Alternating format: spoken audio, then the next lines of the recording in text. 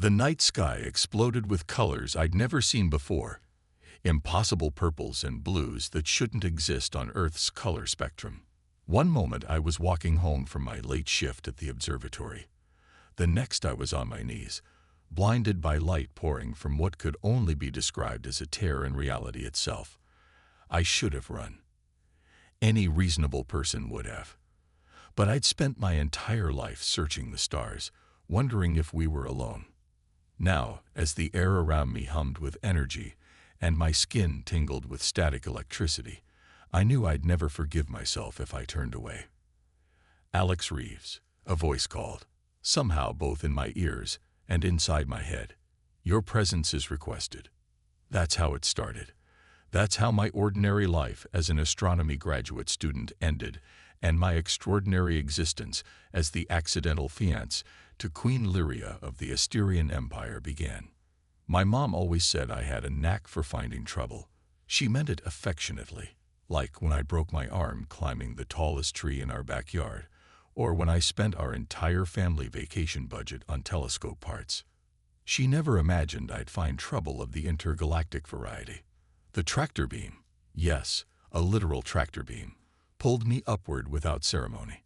Not painful, more like swimming through jello while maintaining perfect dryness.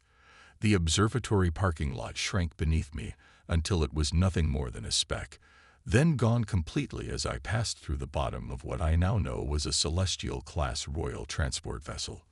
The ship's interior was surprisingly warm, both in temperature and aesthetic. No cold metal or sterile white surfaces like in the movies. Instead, everything seemed almost organic, with flowing architecture that reminded me of coral reefs, illuminated by soft bioluminescent light. "What is the meaning of this?" a sharp voice demanded as I was deposited unceremoniously onto a floor that felt like polished stone, but glowed faintly beneath my hands. I looked up, and slightly further up. Queen Lyria stood nearly 7 feet tall, her skin a pale blue that shifted subtly with iridescence when she moved. Her eyes, all 4 of them, were fixed on me with an intensity that made my throat go dry. 2 larger eyes dominated her face, silver with vertical pupils, while 2 smaller ones arched above like decorative accents. Her hair, if you could call it that, moved like liquid silver, floating around her head as if underwater. "This is the champion." She circled me. "This is the warrior who will save our people." A shorter alien nearby, though still towering over my 5-ton frame, consulted something that looked like a cross between a tablet and a jellyfish. "The celestial markers are unmistakable, Your Majesty. The prophecy speaks of one who studies the stars from afar, one whose genetic sequence matches the ancient template." "I think there's been a mistake," I finally managed to say, finding my voice. "I'm just an astronomy student. I'm not a warrior or champion of anything." Queen Lyria laughed, a sound like wind chimes in a hurricane. "And modest too, just as foretold." She approached, bending slightly to examine me more closely. "Can you not feel it within yourself? Alex Reeves, the heritage of your ancestors, the power that flows through your bloodline." "The only thing flowing through me right now is pure panic and confusion," I admitted. The Queen straightened, looking disappointed. "Then the awakening hasn't begun." She turned to her advisor. "How long do we have?" "The Voidborn fleet approaches the outer defense ring. 3 planetary rotations, at most." I raised my hand like I was back in undergrad. "Excuse me? Voidborn? Defense ring? Can someone please explain what's happening?" Queen Lyria sighed, a sound both melodic and deeply tired. "Your species calls them dark matter entities, though that hardly captures their nature. They consume worlds, Alex Reeves, and they hunger for mine next." Over the next hours, or what felt like hours, time moved strangely aboard the ship. They explained everything.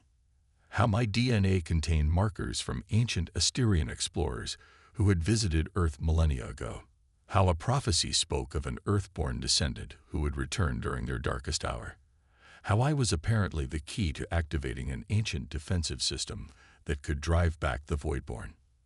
But I don't know how to activate anything, I protested as we stood in what they called the Ancestral Chamber, a vast room filled with technology that looked more like art than machines.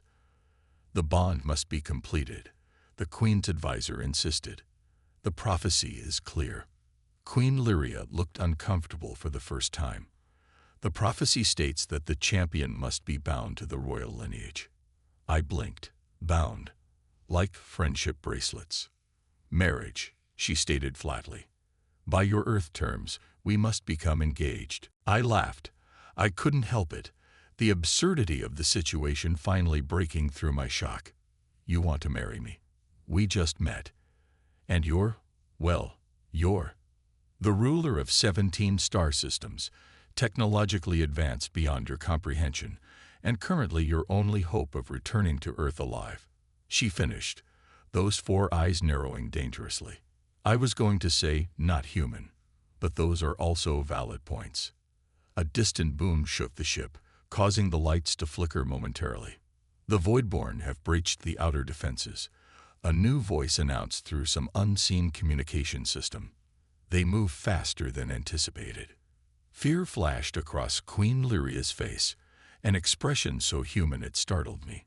Behind her regal exterior and alien features was someone desperately trying to save her people.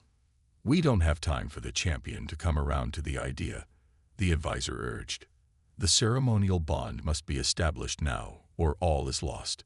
Queen Lyria turned to me, and for the first time, I saw her not as an intimidating alien sovereign, but as a leader carrying an impossible burden. I know this isn't fair to you, she said softly, but billions of lives, including those on your Earth, will be extinguished if the Voidborn cannot be stopped. The prophecy says you have the power within you, dormant though it may be. Another explosion, closer this time. The ship shuddered. What exactly does this engagement involve? I asked, my heart pounding. A simple ritual. A merging of energies. It will not harm you, she promised. And once the Voidborn are defeated, if you wish to dissolve the bond and return to Earth, I will ensure it happens. Time was running out. I could see it in the increasingly frantic movements of the crew around us, in the way emergency lights had begun to pulse along the corridors. Okay, I said, surprising myself. I'll do it. Relief washed over Queen Lyria's face, quickly replaced by determination. She reached out her hand, 5 long fingers with an extra joint in each, and I took it, feeling a strange warmth spread up my arm. The ceremony was brief but intense. Ancient words spoken in a language that somehow resonated in my bones. A strange liquid that tasted like starlight poured into 2 ceremonial cups. And then, as our hands remained joined, something inside me shifted. Awakened. I gasped as new awareness flooded my senses. Suddenly, I could perceive the ship around us not just with my eyes, but with some new sense that saw energy patterns, structural weaknesses, flowing power conduits. It's working, Queen Lyria whispered, her eyes wide with wonder. But before I could process what was happening, the ship rocked violently, throwing us both to the floor. Emergency alarms wailed as the lights dimmed to an ominous red glow. They're here, Queen Lyria said, her voice tight with fear. The Voidborn have found us. And that's when I realized, becoming engaged to an alien queen was just the beginning of the strangest day of my life. The ship's warning systems screamed as emergency protocols engaged. Crew members rushed through corridors speaking rapidly in their musical language, while I struggled to process the flood of new sensations. My vision had changed, layered now with what looked like translucent blueprints of the ship's systems overlaid on reality itself. Alex. Queen Lyria grabbed my arm, steadying me as another impact rocked the vessel. We need to move. Now. I stumbled alongside her as she led me through passages that seemed to shift and reconfigure themselves. What's happening to me? I asked, my voice sounding strange even to my own ears. The awakening, she explained, never slowing her pace. Your Asterian heritage is activating. The knowledge of your ancestors is integrating with your consciousness. That explained the sudden understanding I had of the ship's propulsion systems, despite never having seen anything like them before. Somehow I knew the vessel ran on something similar to zero-point energy, drawing power from quantum fluctuations in vacuum space. We entered what I instantly recognized as the command center, a circular chamber with viewing portals that showed not just optical images, but multiple spectrums of radiation and energy patterns. And through those portals, I saw them. The Voidborn. They defied easy description, like living tears in the fabric of reality. Negative spaces that hurt to look at directly. They weren't ships or creatures in the conventional sense, more like mobile holes in existence itself. Where they passed, stars dimmed, matter distorted. "They're beautiful," I whispered, horrified at my own reaction. Queen Lyria looked at me sharply. "That's how they lure civilizations to their doom. The beauty of oblivion." Her chief advisor approached, his movements tense. "The main fleet is still 3 orbital cycles away, but these scouts have found us. They're attempting to disable our engines." "How did they track us to Earth?" Lyria demanded. "Unknown, Your Majesty. Perhaps they sensed the champion's awakening." I felt a stab of guilt. "They came because of me." Queen Lyria's expression softened momentarily. "No, they've been hunting our people for generations. You are our hope, not their target." A view screen activated, showing what looked like schematics of a massive structure orbiting a ringed planet. "The ancestral citadel," Lyria explained, noticing my attention. "Our destination and the location of the stellar forge, the weapon that can destroy the Voidborn. But we won't reach it if these scouts disable our engines." Another impact, more violent than the others. The lights flickered and several crew members were thrown from their stations. "Damage report," Lyria commanded. "Primary shielding at 38%. Quantum drive destabilizing. We can't sustain another direct hit." I watched as one of the void-like entities positioned itself directly above the ship. Something about its movement pattern triggered a memory that wasn't my own. Knowledge from those ancient Asterian explorers flowing through my newly awakened DNA. "They're focusing energy for a concentrated strike," I said, the words coming automatically. "Aim defensive systems at coordinates 5 to 7-3 to 9 theta." Everyone stared at me. "Do it," Queen Lyria ordered. The weapons officer input the coordinates. Energy beams lanced out from the ship, connecting with a point in space that looked empty to normal sight, but glowed brightly in my enhanced vision. The Voidborn entity shuddered, its edges rippling as it retreated. "How did you know?" the advisor asked, his 4 arms working multiple control panels simultaneously. "I don't know. I just saw it." I pressed my hands against my temples, trying to sort through the cascade of information flooding my mind. "There's so much, too much." Queen Lyria stepped closer, her voice dropping so only I could hear. "The full awakening can be overwhelming. You must focus on what matters now. Survival." A memory surfaced, not mine, yet somehow familiar.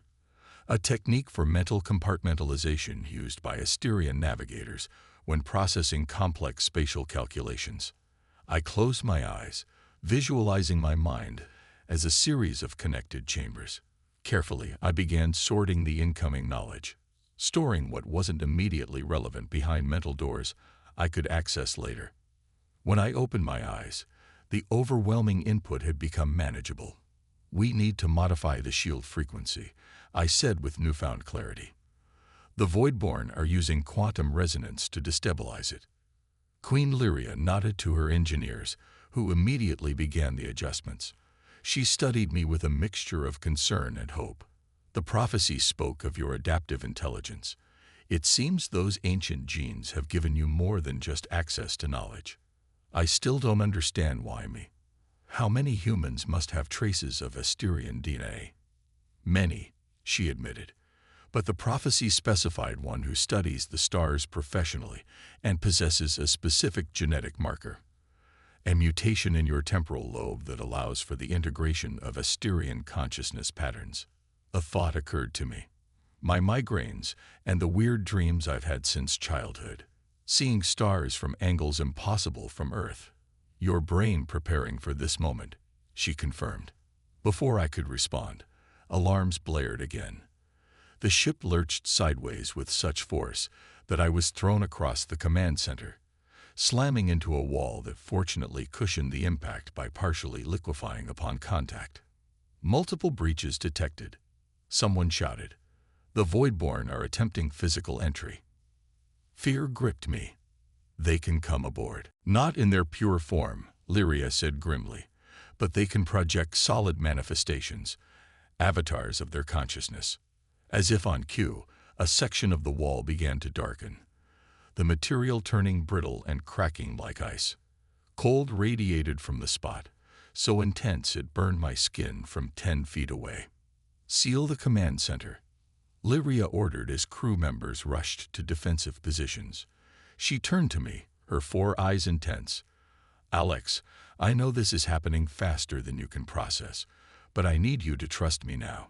She placed her hands on either side of my face. Her touch was cool but not unpleasant, sending tingles across my skin. The engagement ritual began the awakening, but to access your full abilities, to truly become what the prophecy foretold, we need to complete the next step of the bond. Which is? I asked, suddenly nervous. A merging of minds, a true connection that goes beyond the ceremonial. Another section of wall began to darken. Time was running out. Will it hurt? I asked, trying to sound braver than I felt. A smile touched her lips, so human an expression on her alien features. Only if you resist. I took a deep breath. Okay, do it. Queen Lyria pressed her forehead against mine. At first, nothing happened except an awareness of her closeness, the strange floral scent of her skin. Then, like diving into cool water, I felt her presence slip into my mind. It wasn't an invasion, more like watching someone enter a room you didn't know existed in your own house. With her came emotions, memories, knowledge, centuries of royal training, the weight of responsibility for billions of lives, the loneliness of leadership, and something else. Fear. Not just for her people, but a deep personal fear she kept hidden behind her regal demeanor. You see me truly now, her voice echoed in my thoughts. As I see you. Through her eyes, I glimpsed myself, not just my physical form, but the strange luminescence of my awakened Asterian heritage glowing within my cells. I was both more and less than I believed myself to be. The connection deepened, expanding beyond just our minds to something vaster. I felt the ship around us, every system, every crew member. I sensed the Voidborn pressing against reality itself, their hunger endless, their nature beyond conventional understanding. And somewhere distant but drawing closer, the ancestral citadel and the dormant power of the stellar forge waiting to be awakened. The mental link between us suddenly blazed with urgency as a final section of wall gave way, shattering into crystalline fragments that evaporated before hitting the floor. Through the breach stepped a figure that resembled a human shadow given 3-dimensional form, a Voidborn avatar. Queen Lyria broke our mental connection, spinning to face the threat. Stay behind me. But something had changed in me during that brief merging. Knowledge had become understanding. Potential had become ability. I stepped forward, placing myself between Queen Lyria and the living darkness that had invaded her ship. My hands tingled with energy I didn't yet understand but somehow knew how to use. No, I said firmly. You stay behind me. The Voidborn avatar moved like liquid darkness, each step leaving momentary tears in reality that sealed themselves with sickening little pops. Its form kept shifting. Sometimes humanoid, sometimes something with too many limbs, always wrong in ways that made my eyes hurt. Alex, don't. Queen Lyria's voice was tight with fear. You're not ready to face them directly. But the energy coursing through me said otherwise. I felt it gathering in my palms, a tingling warmth that spread up my arms. The awakened knowledge within me recognized this power. Starlight energy, the fundamental force Asterians had learned to harness millennia ago. The avatar tilted what passed for its head, studying me with sensory organs I couldn't comprehend.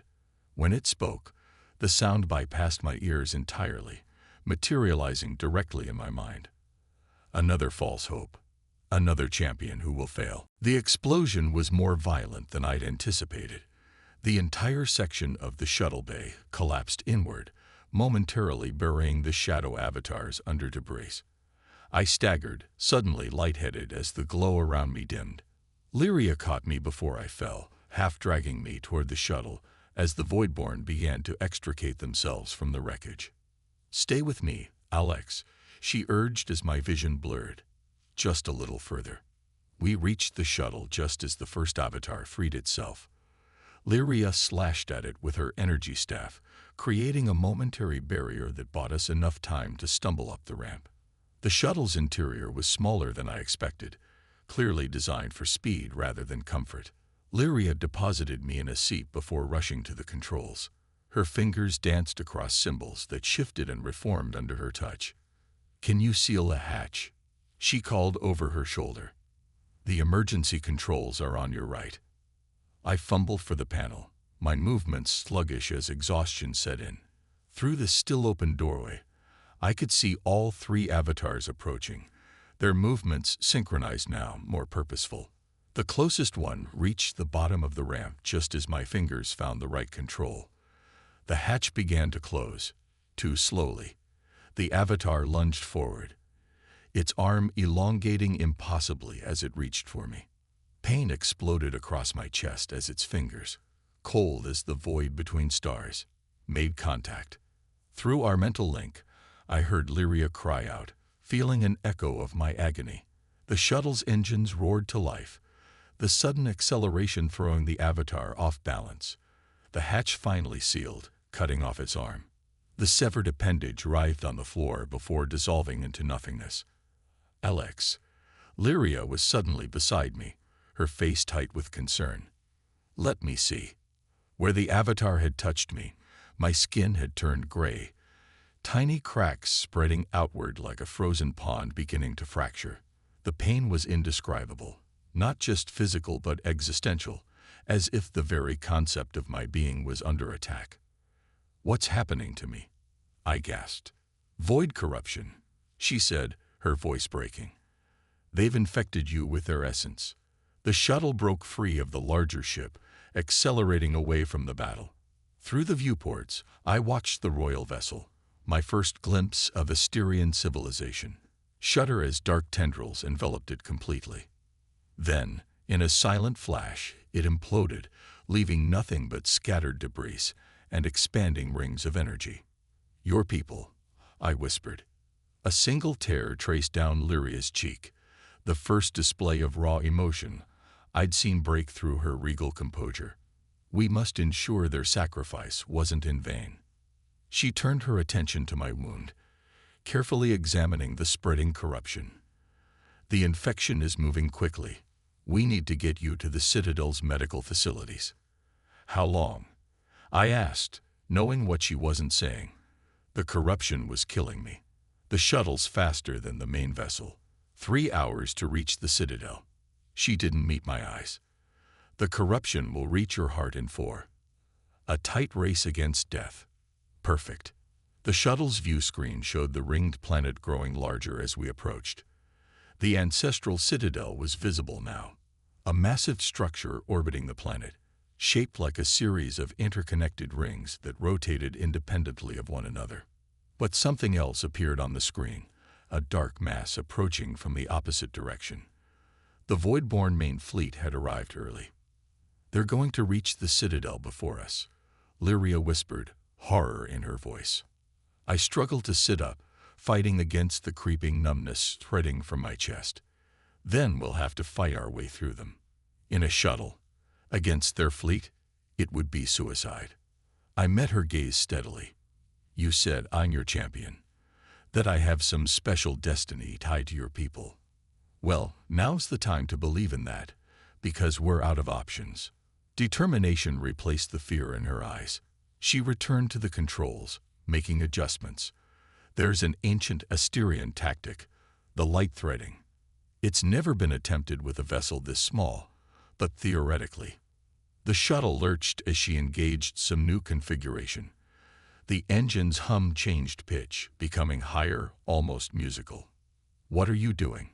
I asked. "Converting all non-essential systems to shield reinforcement. We're going to thread the needle, fly straight through their formation to reach the Citadel." On the view screen, I could see hundreds of void-like tiers in space, the void-born fleet, positioning themselves between us and our destination. Each one was many times larger than our tiny shuttle. "That's impossible," I said, though even as the words left my mouth, new knowledge surfaced in my mind. Calculations, probabilities, the precise timing required to make such a maneuver work. Lyria glanced back at me, a grim smile on her face. Impossible is what champions are for. The corruption had spread to my shoulder now, my left arm going numb. I could feel my heartbeat slowing as the void essence fought to consume me from within. 4 hours had been an optimistic estimate. "If we're going to do this," I said, forcing myself to my feet, "then we do it together." I staggered to the co-pilot's seat, collapsing into it as waves of pain washed over me. Lyria reached out, taking my still functioning right hand. "Together," she agreed. The shuttle accelerated to maximum speed, heading straight for the heart of the void-born fleet. Through our mental link, I could feel Lyria's concentration, her fear for me, her determination to reach the Citadel. And deeper, something else. Feelings she wasn't ready to acknowledge, not with the fate of her civilization hanging in the balance. Feelings I was surprised to realize I shared. The first of the void entities loomed directly ahead, a massive tear in reality that seemed to swallow all light. The shuttle's reinforced shields began to glow as we approached, the energy barrier our only protection against total annihilation. "Ready?" Lyria asked, her fingers poised over the final control. The corruption reached my neck, darkness creeping into the edges of my vision. I had minutes, not hours. I nodded, summoning the last reserves of my strength. "Let's show these cosmic horrors what happens when they mess with an Asterian queen and her accidental fiancé." Lyria activated the drive. The shuttle shot forward into the heart of darkness. Space warped around us as the shuttle's enhanced drive engaged. The sensation was indescribable, like being stretched in 1,000 directions at once, while simultaneously being compressed into a single point. I would have screamed if my lungs could remember how to work. Through the viewport, reality became a smear of light and darkness. We were moving faster than should be possible, threading between the void-born entities with mere meters to spare. Each near miss sent tremors through the shuttle's frame, the shields flaring brilliant blue where void matter brushed against them. "The shields won't hold much longer," Lyria shouted over the groaning of stressed metal. Her hands never stopped moving across the controls, making micro-adjustments that kept us alive for a few seconds more. "We're losing structural integrity." I could barely focus on her words. The corruption had reached my jaw now, the right side of my face going numb. Each heartbeat was a struggle, the void essence fighting to consume me from within. Through my enhanced perception, I could see my own life force dimming, a candle in a hurricane. But something else was happening too. Where the corruption spread, a strange interaction was taking place with my awakened Asterian DNA. Instead of simply dying, the infected cells were changing, adapting. The ancient knowledge flowing through my mind connected the dots before I consciously understood. "Lyria," I gasped, "I think I'm becoming a hybrid." She glanced at me, horror flashing across her face as she saw how far the corruption had spread. "That's not possible. No one survives void corruption. No one with activated Asterian heritage has been infected before," I countered. A new understanding was crystallizing in my mind, pieces of the prophecy suddenly making sense. What if this is part of it? What if the champion needs to understand the enemy from within? A massive impact rocked the shuttle, throwing us sideways. Warning lights flooded the cockpit as systems failed across the board. Through the cracks now forming in the viewport, I caught glimpses of what lay outside. We were in the heart of the fleet now, surrounded on all sides by void entities so vast they defied comprehension. "We're not going to make it," Lyria whispered, a rare moment of defeat in her voice. I forced my failing body to move, placing my corrupted hand over hers on the controls. The contact was electric, our mental link flaring brighter as our skin touched. Immediately, I felt her strength flowing into me, and something of my humanity flowing into her. "Yes, we are," I insisted, "but not like this." With my remaining strength, I reached for the shuttle's core systems through our combined consciousness. The Asterian technology responded to my commands, reconfiguring in ways its designers never intended. The corruption in my body actually helped, allowing me to interface directly with the ship's quantum matrix. "What are you doing?" Lyria asked, her 4 eyes wide as the shuttle's interior began to glow with the same blue-white energy that had erupted from my hands earlier. "Something extremely stupid," I admitted. "Hold on to me." The plan forming in my mind was barely a plan at all, more like a desperate gamble based on half-understood ancient knowledge and intuition. I was going to convert the shuttle itself into a quantum projection, using my corrupted body as a conduit between normal space and void space. "Alex, wait," Lyria began, but it was too late. I closed my eyes and surrendered to the void corruption, letting it overtake me completely, but on my terms. The pain was beyond anything I'd experienced, like being unmade at the atomic level. But I held on to one thought: protect Lyria, reach the Citadel. The shuttle dissolved around us, or perhaps we dissolved within it. The distinction became meaningless as we entered a state of existence beyond conventional physics. We were everywhere and nowhere. Our consciousness stretched across the quantum foam that underlies reality itself. Through this state, moving was as simple as thinking. We slipped between the void-born fleet like ghosts, untouchable, invisible. I felt their confusion, their hunger as they sensed us without being able to locate us. Then, as suddenly as it began, it ended. We rematerialized. The shuttle reconstructing itself around us molecule by molecule, in orbit around the ringed planet, directly above the ancestral citadel. The effort left me completely drained. The corruption had stopped spreading, but only because it had nowhere left to go. My entire body was now a battleground between human cells, Asterian DNA, and void essence. "Alex." Lyria's voice seemed to come from miles away. I felt her arms around me as I collapsed from the pilot's seat. "Stay with me. We've arrived. The Citadel's healers can help you." The shuttle's automated systems engaged, guiding us toward a docking bay in the massive orbital structure. Through dimming vision, I could see the Citadel in its full glory, an engineering marvel that dwarfed anything humans had ever built. Multiple rotating rings connected by impossible architecture, all of it glowing with the same blue-white energy that had manifested through me. "It's beautiful," I whispered. "Yes," Lyria agreed, but she wasn't looking at the Citadel. She was looking at me, tears streaming down her face. "Hold on just a little longer." I tried to respond, but my voice failed me. The corruption had reached some critical threshold. I could feel myself slipping away, my consciousness fragmenting. Part of me was still Alex Reeves, astronomy student from Earth. But other parts were something else now. Ancient Asterian awareness, and something darker, colder, born of the void itself. These fragments of self began to war within me. Memories became confused. Stars seen from Earth blended with stars seen from Asterian worlds, with the hungry emptiness between galaxies. I was losing myself in the chaos. Only one thing anchored me: Lyria's presence in my mind through our bond. I clung to it desperately as the shuttle docked with a gentle shudder. The hatch opened, revealing a team of Asterians waiting with what appeared to be medical equipment. Their expressions turned to shock when they saw my condition. "The champion," one gasped.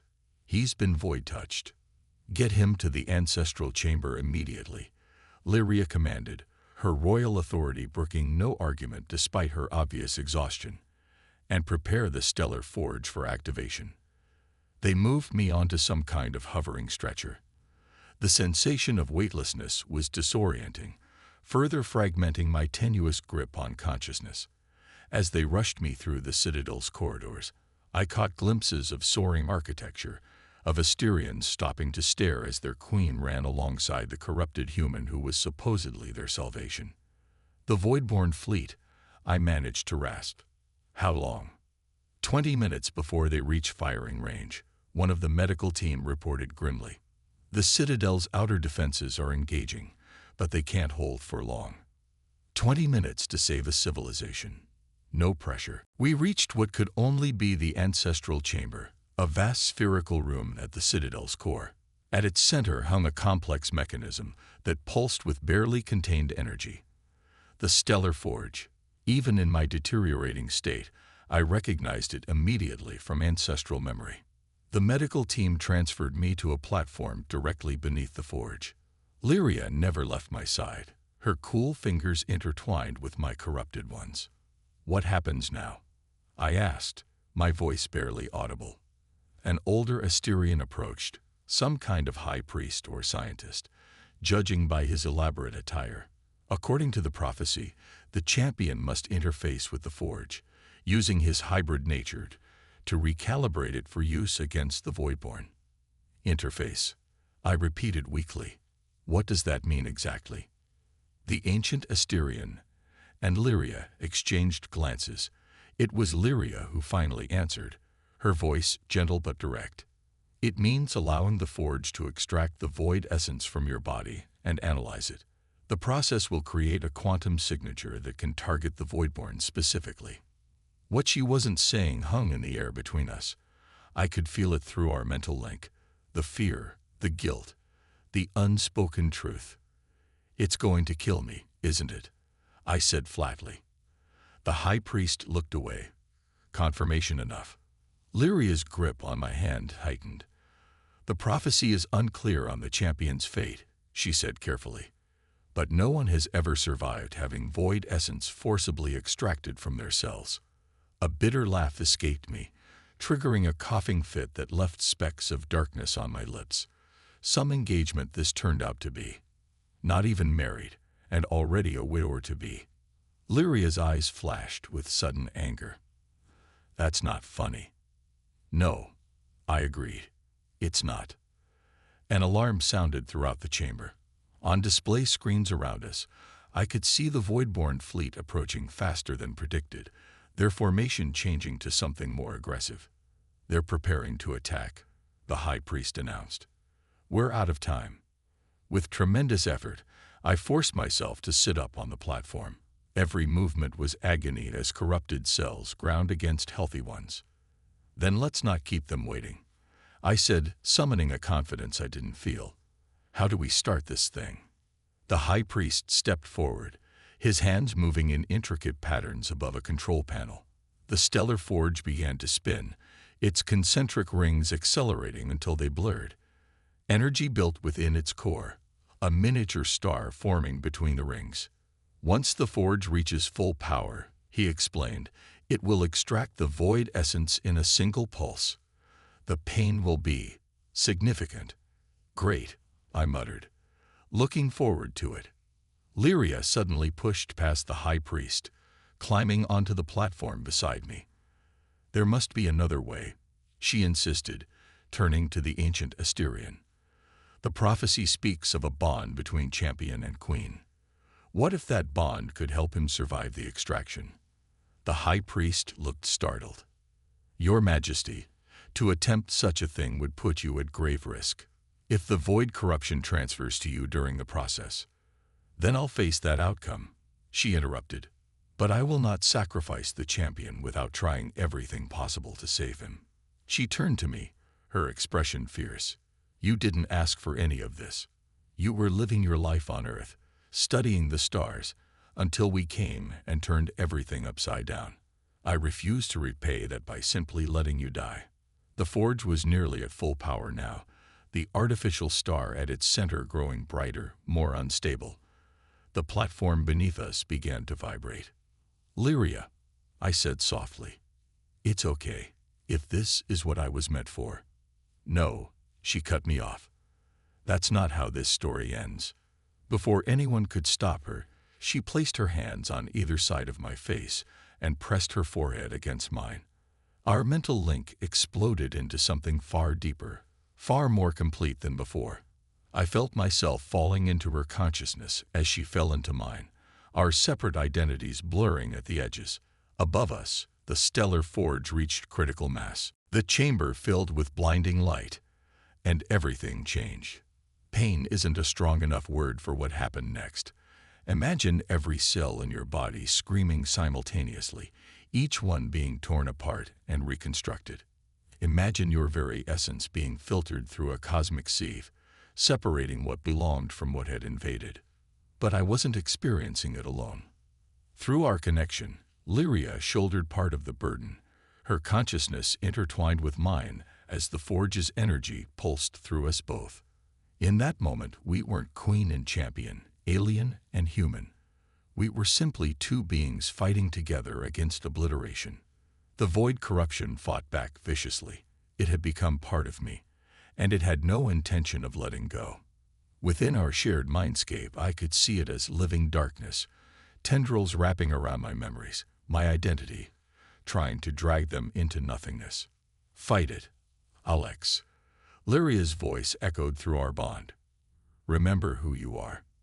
Images flashed through my mind, stargazing with my father as a child, graduating with my astronomy degree, the first time I saw Jupiter's moons through my own telescope. But darker images intruded, stars being devoured by emptiness, civilizations falling to the voidborn, the cold hunger of endless consumption. I can't tell which memories are mine anymore.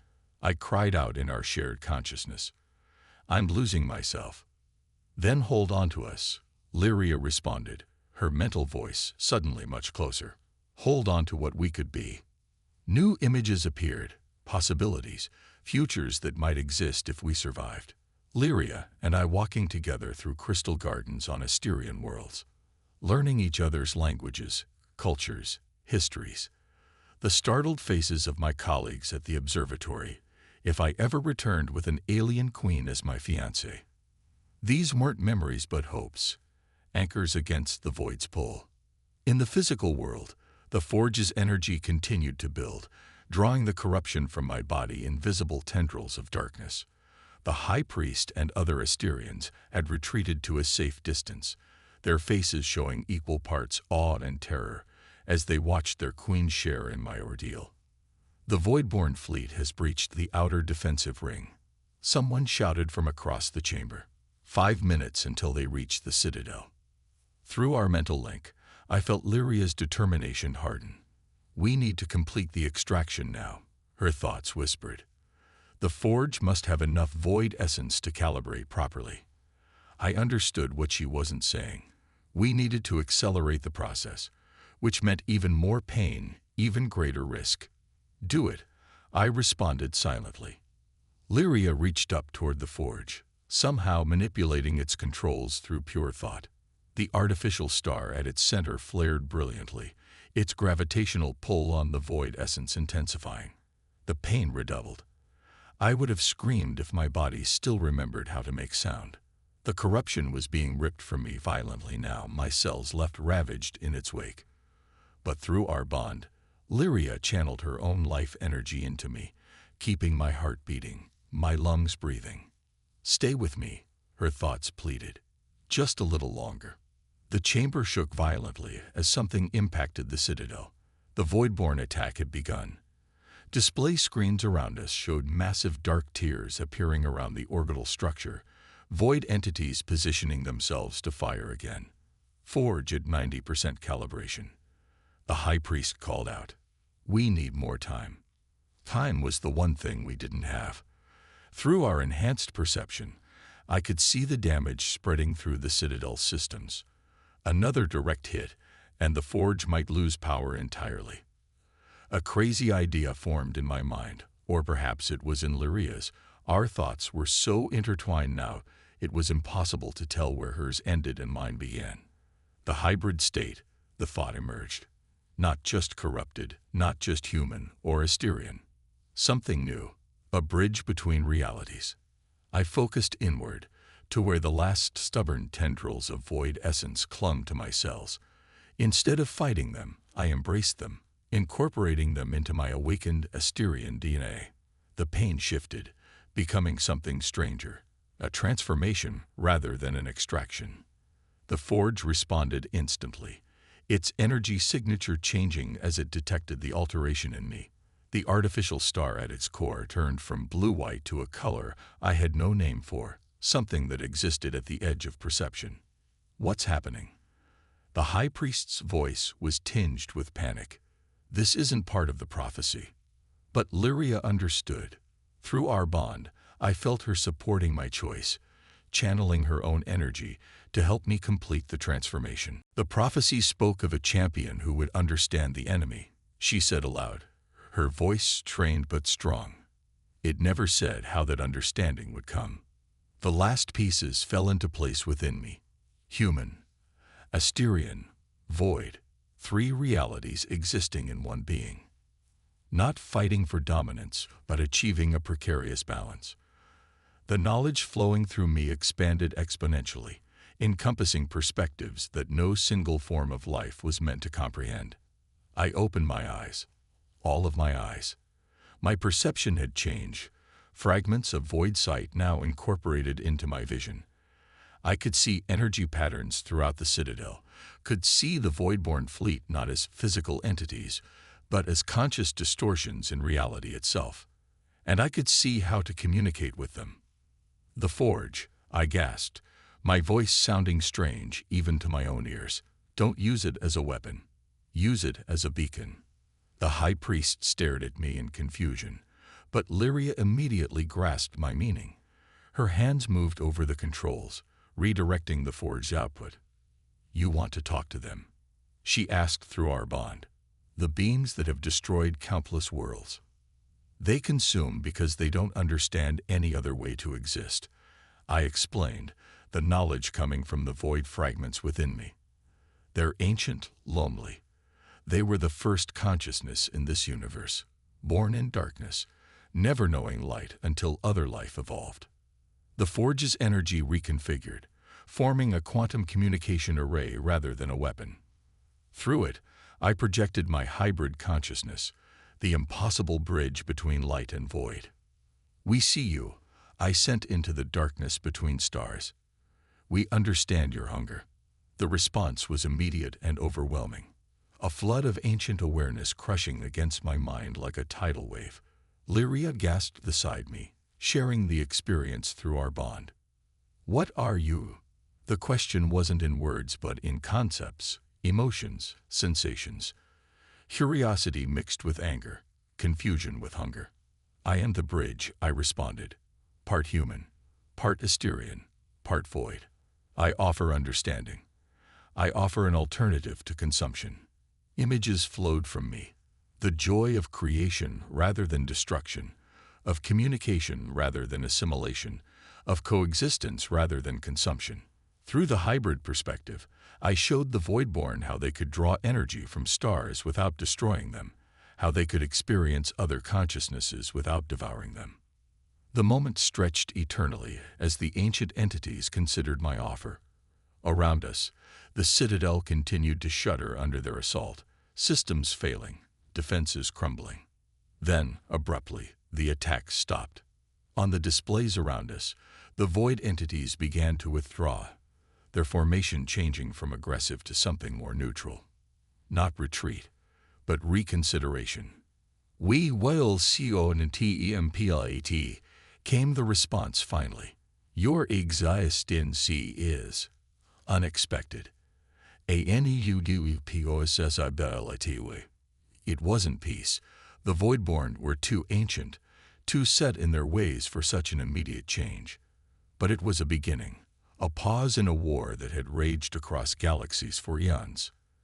The immense pressure against my mind receded as the entities pulled back, moving to a higher orbit around the ringed planet, not leaving entirely, but giving us space to breathe. I collapsed as the connection severed, the strain of the hybrid transformation, and the communication taking its toll. Lyria caught me, her arms surprisingly strong as she cradled me against her. "Did it work?" I asked weakly.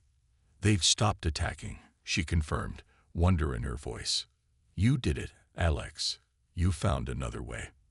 The high priest approached cautiously, studying me with a mixture of fear and fascination. The champion's form, it stabilized in this new state. I looked down at my hands. The gray corruption was gone, replaced by skin that seemed to shimmer with subtle iridescence, not unlike Lyria's. When I moved, starlight seemed to flow beneath my skin. "I think so," I said. "For better or worse, this is me now." "The prophecy," the high priest murmured. "It spoke of a champion who would save us from the darkness, but it never specified how." He bowed deeply. "We assumed it meant destruction of our enemy. Your wisdom found another path." Exhaustion swept over me in waves. The hybrid transformation had taken everything I had. Through our bond, I felt Lyria's concern as my consciousness began to fade. "Rest now," she whispered, pressing her forehead against mine. "You've earned it." I wanted to ask what happened next, what this meant for us, for Earth, for my life that now seemed impossibly distant. But darkness claimed me before I could form the words. When I awoke, days had passed. I was in a healing chamber within the citadel, my body still adjusting to its new hybrid nature. Lyria rarely left my side, our bond now a permanent connection between us that transcended physical proximity. The Voidborn remained in orbit around the system, observing, considering. Communications continued, tentative exchanges of knowledge and perspective. It wasn't peace yet, but it was the first real dialogue in a conflict older than human civilization. "What happens now?" I asked Lyria as I finally gained enough strength to stand, looking out at the stars through the Citadel's vast viewing port.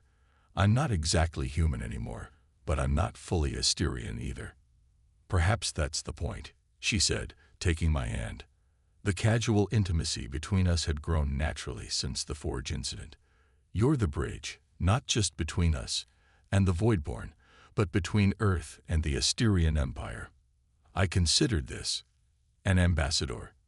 Among other things, a smile touched her lips. "The engagement ritual is still binding after all, unless you wish to dissolve it." The thought sent an unexpected pang through me. "And if I don't want to dissolve it?" Her four eyes met mine, steady and certain. "Then you would have responsibilities to both worlds. To Earth as its protector from threats it doesn't yet understand. To Asteria as its royal consort." "That sounds complicated," I said with a weak laugh. "But when has anything been simple since that light appeared in the observatory parking lot?" Lyria's expression grew serious. "There's something else you should know. The healers discovered something unexpected during your recovery." Something in her tone made me tense. "What is it?" "The hybrid transformation, your connection to the Forge and to the Voidborn. It's altered your cellular structure at a fundamental level." She hesitated. "Alex, you're not aging anymore. At least, not in any way our scientists can detect." The implication hit me like a physical blow. "I'm immortal. Not invulnerable," she clarified, "but potentially very long-lived. Like the Asterians. Like me." I turned back to the stars, trying to process this final, unexpected twist. The thought should have been terrifying. Watching everyone I loved on Earth grow old and die while I remained unchanged. But as I gazed at the infinite expanse before us, at the new hybrid form reflected in the viewport's glass, I felt something else. Possibility. Centuries to explore the stars I'd only seen through telescopes. Time to build bridges between worlds, between forms of consciousness that had never before communicated. I turned to Lyria, my accidental fiancé, my partner in an adventure I could never have imagined. "Well," I said with a growing smile, "I guess we'll have time to figure it out." The next few months passed in a blur of diplomatic meetings, medical examinations, and quiet moments of adjustment to my new reality. The Citadel became a hub of unprecedented activity as representatives from Asterian worlds gathered to witness the miracle, the champion who had found a path to coexistence with their ancient enemy. "You've become quite the celebrity," Lyria remarked one evening as we escaped the endless meetings to walk through the Citadel's botanical gardens. Here, plants from 100 worlds grew together in carefully maintained ecosystems, a living monument to biodiversity. "Not exactly what I had in mind when I applied for that research grant," I said with a laugh, watching as my skin's subtle iridescence reacted to the bioluminescent flowers around us. My new hybrid form had stabilized, leaving me recognizably human but with unmistakable differences. The shimmer beneath my skin, eyes that occasionally shifted to reveal glimpses of void sight, and a connection to quantum realities that ordinary humans couldn't perceive. Lyria's hand found mine as we walked. "Having regrets?" I considered the question seriously. "I miss Earth. I miss simple things, pizza, bad movies, the way the clouds look over the mountains where I grew up." I squeezed her hand. "But no, I don't regret any of it." We stopped at a viewing platform overlooking the ringed planet below. In the distance, the void-born entities remained in orbit, a constant reminder of the fragile truce we had established. Through my hybrid consciousness, I maintained regular communication with them, a slow exchange of perspectives and possibilities. "The Council wants to know when you plan to return to Earth," Lyria said after a comfortable silence. "They believe establishing formal contact with your world is the next logical step, especially with the Voidborn aware of its existence." Earth. The thought of home brought a complicated mix of emotions. In the months since my transformation, I'd wondered how I could possibly explain what had happened to me. How would my parents react to their suddenly semi-immortal, partially alien son? How would governments respond to the knowledge that humanity wasn't alone in the universe? "Earth isn't ready," I said finally. "Not for the Asterians, and definitely not for the Voidborn. We're still fighting wars over resources and ideology. The revelation of advanced alien civilizations would cause chaos." Lyria nodded, unsurprised. "That's essentially what I told the Council, which is why I proposed an alternative." She led me to a secluded alcove where a holographic display activated at her approach. It showed a small outpost orbiting Earth, disguised as a routine satellite. "A monitoring station," she explained, "staffed by a small team including yourself. From there, you could gradually introduce the knowledge Earth needs to prepare for eventual contact. Scientific breakthroughs, resource management techniques, conflict resolution strategies, offered as discoveries by an unusually innovative astronomy researcher." I stared at the display, a slow smile spreading across my face. "You want me to be Earth's secret guardian, feeding them breadcrumbs of advanced knowledge, while simultaneously serving as Asteria's royal consort and continuing dialogue with the Voidborn," she added. As I said, responsibilities to multiple worlds. "A busy schedule for the next few centuries," I quipped, but the idea resonated with something deep inside me. A purpose worthy of this strange new existence. "There's one more thing," Lyria said, her tone growing more personal. "The engagement ritual we performed was a necessary emergency measure. Now that the immediate crisis has passed, Asterian tradition allows for its formalization or dissolution." My heart skipped a beat. After everything we'd been through, after the mental bond that still connected us across any distance, this suddenly felt like the most significant moment of all. "Are you asking if I want to break up with you or marry you?" I asked, trying to keep my voice light despite the weight of the question. "I'm asking what you want, Alex," she said simply. "Your life has been dictated by prophecy and crisis since the moment we met. This choice, at least, should be entirely yours." I looked at her, really looked at her. Beyond the alien features that had once seemed so strange were expressions I now found more familiar than my own reflection. I knew her courage, her sense of duty, her hidden vulnerabilities. Through our bond, I had experienced her memories, her hopes, her fears, and somewhere along this impossible journey, those had become intertwined with my own. I think," I said slowly, that I'd like to see what an Asterian-human void hybrid wedding looks like. The joy that lit up her face was answer enough, but she sealed it with a kiss that sent starlight cascading through our bond. 2 weeks later, we returned to Earth for the first time since my abduction. The small, disguised ship entered orbit silently, its advanced cloaking technology preventing detection by Earth's monitoring systems. Nervous? Lyria asked as we prepared for my brief return to the surface. Terrified, I admitted. But this is necessary. My parents deserved to know I was alive.